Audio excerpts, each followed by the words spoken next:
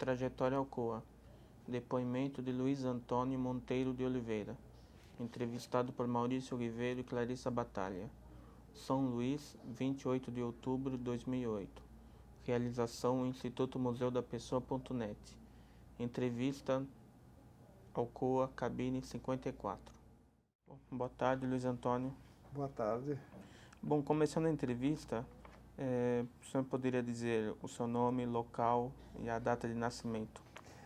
Meu nome é Luiz Antônio, eu nasci em São Paulo no dia 5 de junho de 1932.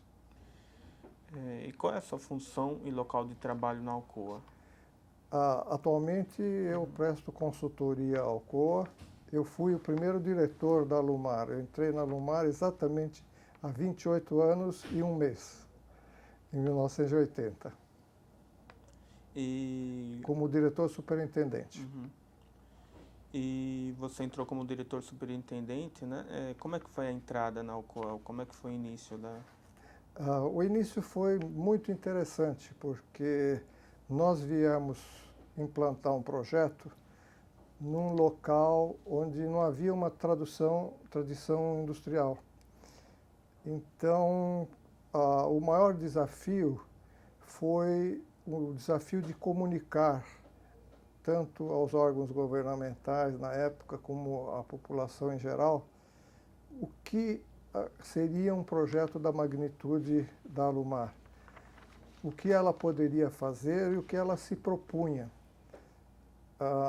Havia um certo receio naquela época, especialmente na parte de meio ambiente, de qual seria o impacto da implantação da empresa aqui em São Luís do Maranhão.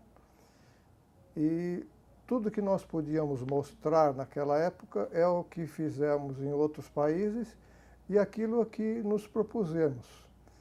Não havia com que provar que realmente aquilo que a gente estava comunicando seria realizado.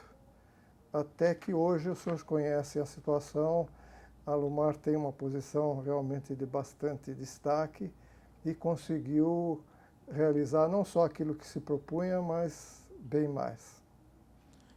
No início, a Alcoa tinha dificuldade de contratar maranhenses para os seus quadros de funcionários, principalmente a nível de direção. Teve alguma campanha? Exatamente isso, porque na época, como não havia uma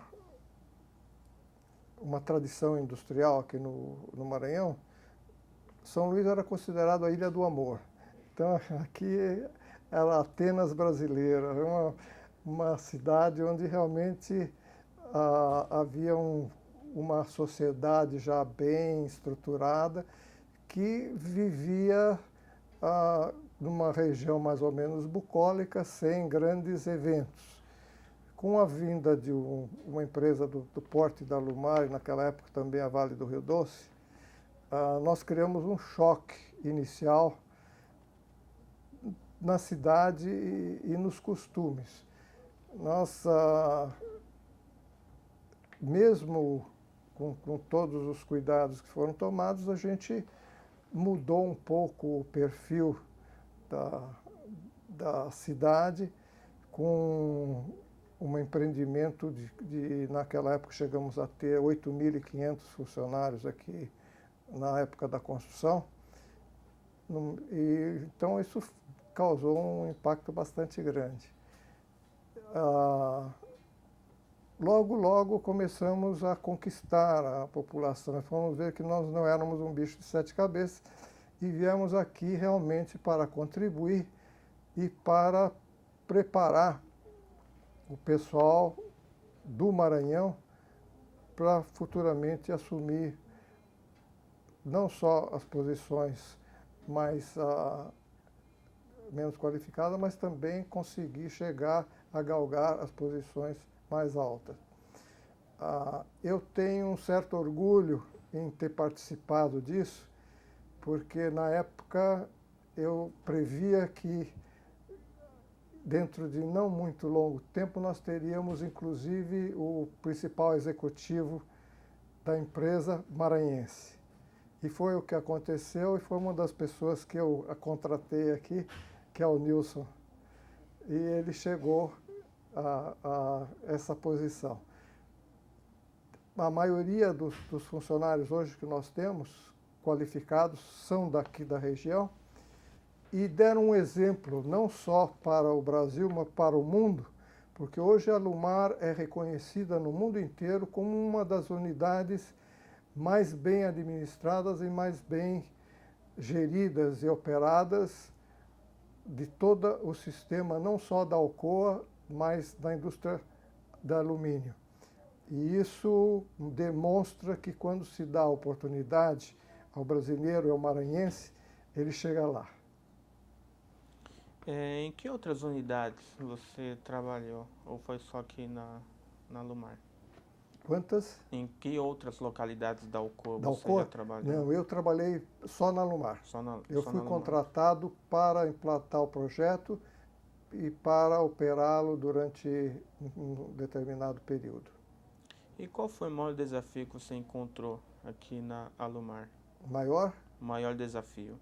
O maior desafio foi justamente se integrar à comunidade e conseguir criar uma mentalidade industrial.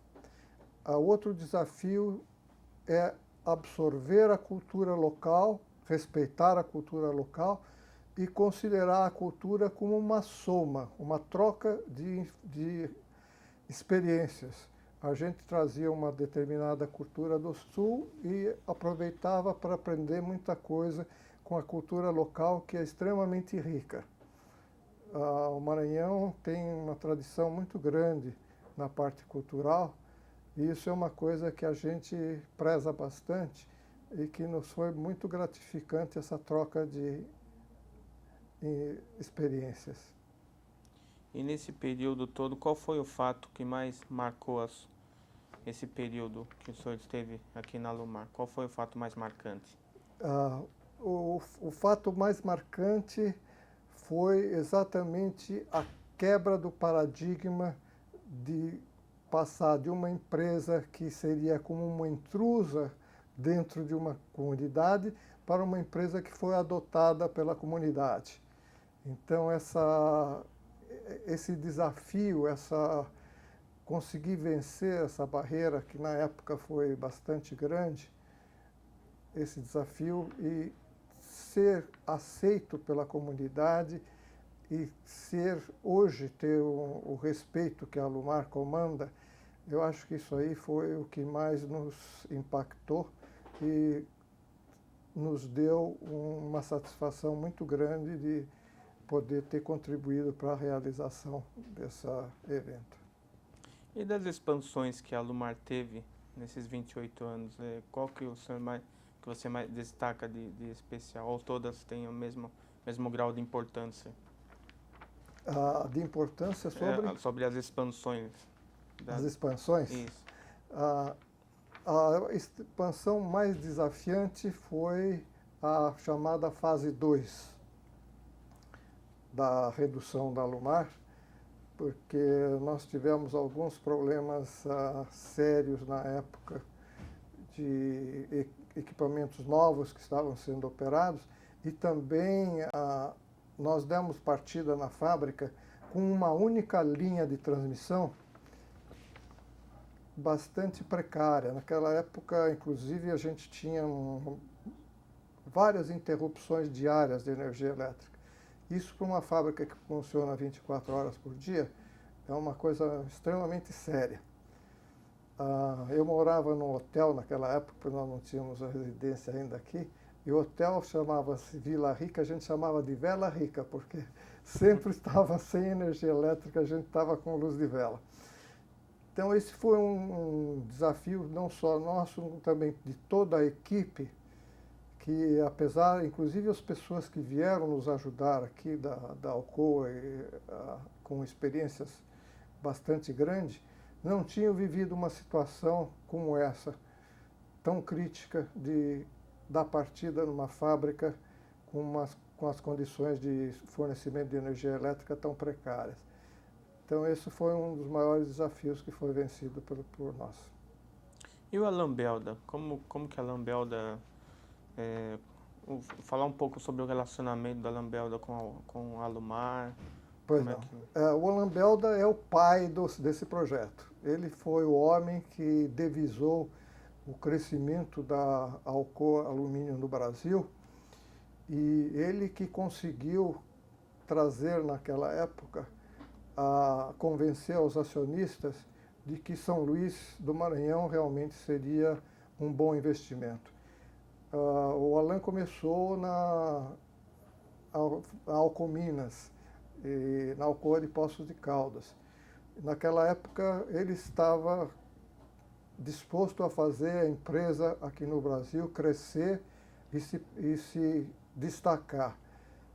E o projeto Alumar eu acho que foi um dos mais importantes na vida dele e que, inclusive, com todo o sucesso que teve, eu acho que contribuiu para que ele fosse guindado à posição que ele assumiu de presidente da Alcoa Mundial. E você conheceu os programas de voluntariado aqui na Alcoa, na Alumar? Participou? Sim, sem dúvida.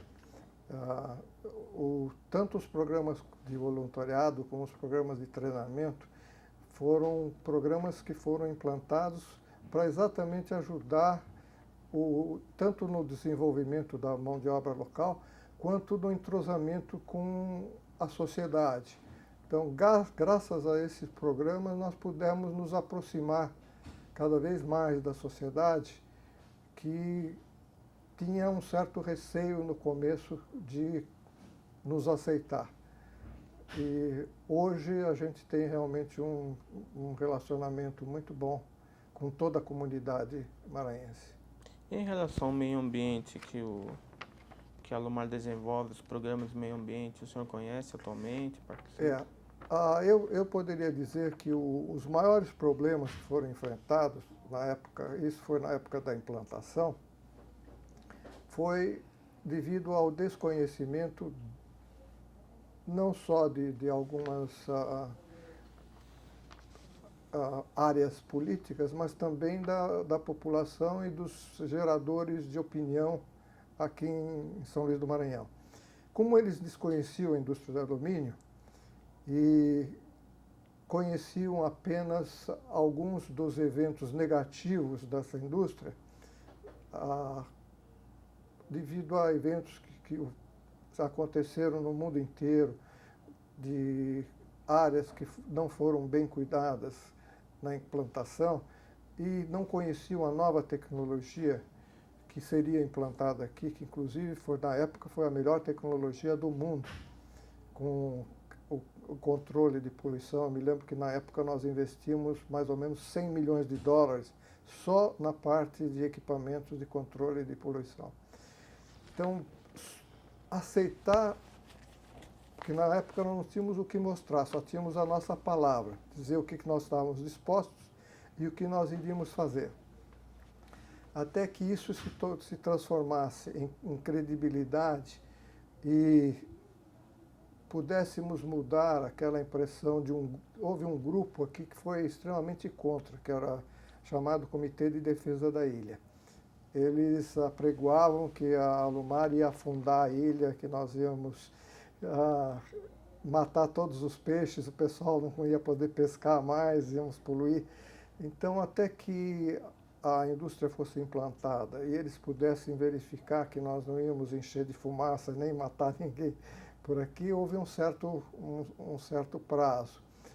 E, aos poucos, a gente foi ganhando a confiança desse pessoal, fomos tendo um relacionamento mais íntimo, através de visitas, trouxemos muita gente para nos conhecer aqui, conhecer a fábrica, conhecer outras unidades nossas, e isso foi aos poucos conquistando a confiança desse pessoal, e hoje nós somos bastante respeitados e todo mundo tem a Alumar como uma parceira. E para você, o que é ser alcoano? Como eu me sinto como alcoano? Eu me sinto com muito orgulho de ter podido participar desse empreendimento, de ter dado a minha pequena contribuição para que a gente pudesse chegar onde nós estamos e eu gostaria de passar o bastão agora para os próximos, que devem levar ainda bem mais além. E que lição de vida você obteve trabalhando aqui na Alumar? Que lições de vida você teve trabalhando Lições de aqui? vida. Para mim, a lição de vida mais importante foi acreditar no homem maranhense, no homem brasileiro, quando se dá uma oportunidade. Trazer alguém que não teve nenhuma experiência, nunca entrou numa indústria e conseguir formar esse pessoal, fazer com que ele pudesse utilizar o seu potencial e demonstrar que quando se dá a oportunidade, ele realmente consegue, o brasileiro, desenvolver a sua inteligência, a sua capacidade e ultrapassar não só aquele handicap que ele tinha, mas chegar muito mais além e dar exemplo para o mundo do que é uma condição de excelência. E o que você acha desse projeto que a Alcoa está desenvolvendo, sobre a memória da empresa, o projeto Trajetória Memória Alcoa? O que você acha desse projeto? O projeto Alumar, o senhor disse? Sobre o projeto Memória Alcoa, sobre a memória da empresa. O que você acha desse projeto? Eu acho que isso é uma atividade bastante interessante, porque ele mostra o histórico, o que aconteceu e as várias fases da evolução. E a história é uma coisa que, se a gente não, em algum momento, não expressar isso de uma maneira que se guarde, ela tende a se perder. E muitas vezes essa experiência que poderia ser utilizada por outras pessoas e utilizada por outras empresas, ela se perderia. Então eu acho essa atividade louvável, deixar um caminho do que foi percorrido e como foi percorrido, que servirá certamente de experiência para outros que vão trilhar esse mesmo caminho.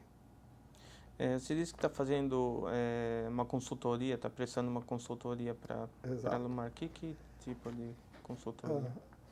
Eu dou consultoria em várias áreas, estou dando consultoria na parte de mineração, na parte de gerenciamento de terras, porque eu fui uma das pessoas que participou da aquisição de toda essa área aqui.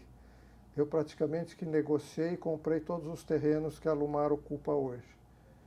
Então, devido a essa experiência e a confiança que eu adquiri nesse tempo com a Alcoa, ela tem me contratado para conseguir acertar outras pendências e resolver esses problemas de terra. Também dou consultoria na parte de mineração, para mineração em Poços de Caldas e na mineração Rio do Norte.